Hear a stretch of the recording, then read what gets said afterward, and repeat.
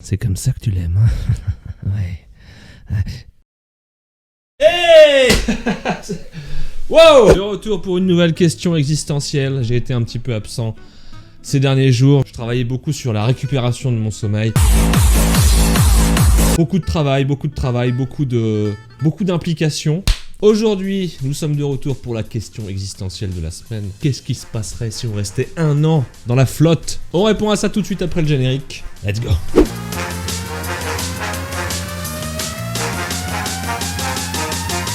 Donc oui, pour ceux qui débarquent, chaque semaine à peu près, on se pose une question existentielle. Une question que je prends d'ailleurs généralement dans les commentaires, donc c'est vous qui me la posez. Et aujourd'hui, j'ai une question très intéressante. On ne sait pas. Alors comme d'habitude, on va voir un petit peu les étapes, on va déjà voir ce que ça donne sur une heure, une journée, une semaine, un mois, et puis on arrivera enfin à la conclusion au bout de 1 an. Alors déjà, il faut savoir que dans l'eau, on se refroidit 25 fois plus vite que dans l'air. C'est important de le dire. Alors cas numéro 1, vous tombez dans une eau qui est à peu près à 34 degrés. Là, c'est pas trop grave, vous pouvez rester plusieurs heures, voire même peut-être plusieurs dizaines d'heures. Vous n'allez pas vous en sortir super bien, mais vous n'aurez pas de dégâts à long terme sur votre corps, on va dire. Cas numéro 2, vous êtes dans une eau comprise entre 25 et 33 degrés. Et là, ça change tout.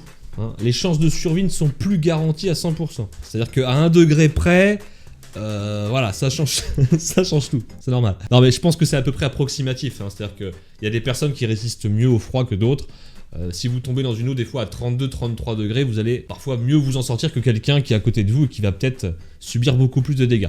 Mais enfin, voilà, c'est pour avoir une échelle, grosso modo. En dessous de 34 degrés, on commence à rentrer dans une eau qui peut devenir dangereuse sur le long terme. Entre 25 et 33 degrés, les chances de survie ne sont plus garanties à 100%. Donc ça veut dire quoi? Vous pouvez commencer à vous évanouir, à avoir des hallucinations, etc. Donc ça peut mener évidemment à des... Voilà... ça va être la merde. Troisième cas, vous êtes dans une eau cette fois-ci qui est en dessous de 25 degrés. Et là, ça rigole plus les mecs. Là en gros, pour faire simple, si vous restez immergé trop longtemps dans une eau à cette température ou en dessous, c'est la mort, tout simplement. Pour vous donner une petite idée, dans une eau qui est à 10 degrés, donc si vous tombez dans ce genre de eau, dans un lac par exemple, c'est à peu près la température, on va dire, d'un lac quand on n'est pas en hiver, vous arriverez à faire à peu près 1500 mètres, que déjà pas mal, en moyenne, avant d'être totalement immobilisé, d'entrer vraiment en phase d'hypothermie extrême. Le premier, classique, l'hypothermie, on l'a vu juste avant. Si vous restez immergé dans une eau, même à 33 degrés, ce qui est quand même une eau assez chaude, sur le long terme, vous allez entrer en hypothermie et donc mourir. Ça, c'est pour le cas généralement à court terme, plusieurs heures, plusieurs peut-être jours dans l'eau. Nous, ce qui nous intéresse, c'est de voir sur le long terme, c'est-à-dire vraiment plusieurs semaines, plusieurs mois, qu'est-ce qui va se passer. Alors dans ce cas présent, mettons que vous soyez dans une eau qui est à plus de 34 degrés, donc vous n'entrez pas en hypothermie. Mettons que vous arriviez à garder votre chaleur, vous avez une combinaison, etc. Qu'est-ce qui va vraiment nous tuer au final dans cette eau? Eh bien en fait c'est tout simplement l'eau en elle-même, c'est-à-dire les dégâts que va faire l'eau sur la peau. Il faut savoir qu'en fait notre corps il n'est pas du tout fait pour rester immergé en permanence dans l'eau, on n'est pas fait pour ça. Je vais vous donner un exemple très simple, si vous prenez un bain, vous avez remarqué que des fois votre peau, en particulier la peau des mains et des pieds, va devenir fripée. Pourquoi? Eh bien sur notre peau on a deux couches en fait, on n'a pas juste une couche de peau simple, on a deux couches qui s'appellent le derme et l'épiderme. Et quand vous restez en fait trop longtemps immergé dans l'eau, eh bien des bulles d'air vont s'emprisonner entre ces deux couches de peau, entre le derme et l'épiderme. Du coup ça va causer une dilatation et vous allez avoir la peau qui va tout simplement grossir, s'écarter. La question est pourquoi? Pourquoi est-ce que notre peau fait ça? Et en fait c'est plutôt bien foutu parce que c'est notre corps qui s'adapte. En fait quand vous êtes dans l'eau, qu'est-ce qui se passe? Vous êtes mouillé.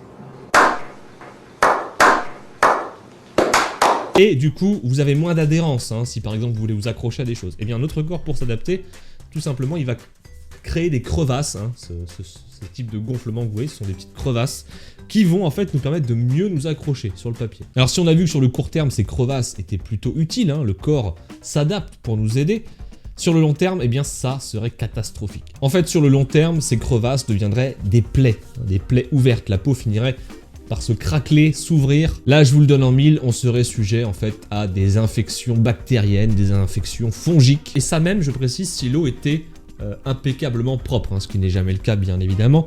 Mais même dans ce cas-là, ça ne nous empêcherait pas de canner.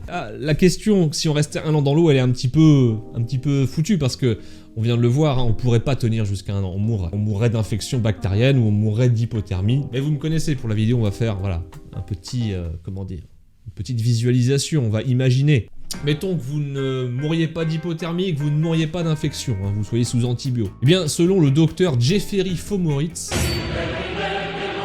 si le corps restait immergé dans l'eau pendant une période trop importante, notre peau tomberait littéralement jour après jour. Ce qui est pas très étonnant parce qu'on le sait, hein, quand on reste dans un bain, par exemple pendant une petite heure, ce qui est quand même déjà pas mal, on a la peau des doigts, voire même du corps qui commence déjà à devenir assez molle. On fondrait en quelque sorte. Hein, voilà. J'ai cette image de pain qu'on trempe dans la fondue, vous savez. Je sais pas. Me demandez pas pourquoi je... Bref, si on restait une année dans l'eau, eh bien on fondrait, on se disloquerait tout simplement, on perdrait notre peau petit à petit. Quelle image incroyable! Sur ce, bon appétit, faites de beaux rêves, et à la prochaine!